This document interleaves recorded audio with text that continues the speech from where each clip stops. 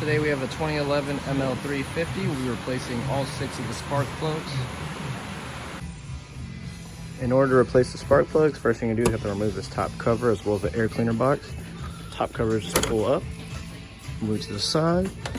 Air cleaner box, move these hoses back like so, as well as this one here. So a total of 3 hoses in the front.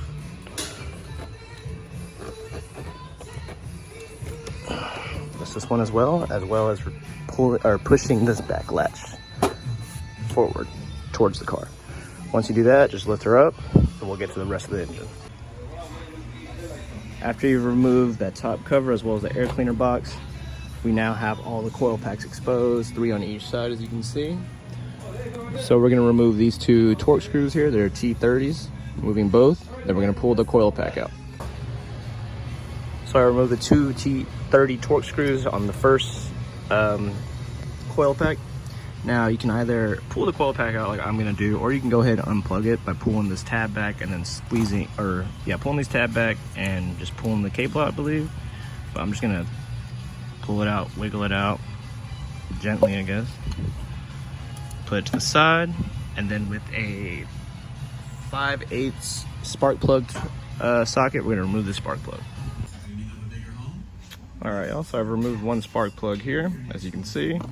So now I'm going to go ahead and replace that and torquing it down to 23 Newton meters or around 17 foot-pounds.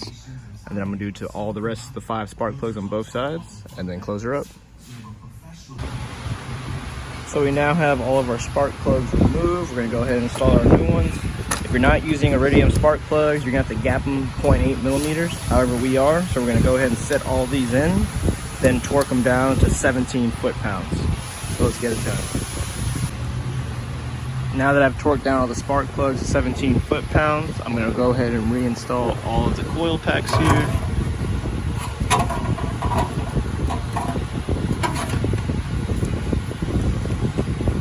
Like so.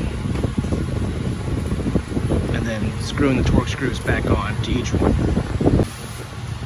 All my torque screws are screwed down for the coil packs. Now I'm going to put the air cleaner box back on, being sure to double check to make sure that it sits on top of this first. And then I guess hitting it in once all 3 hoses are in place.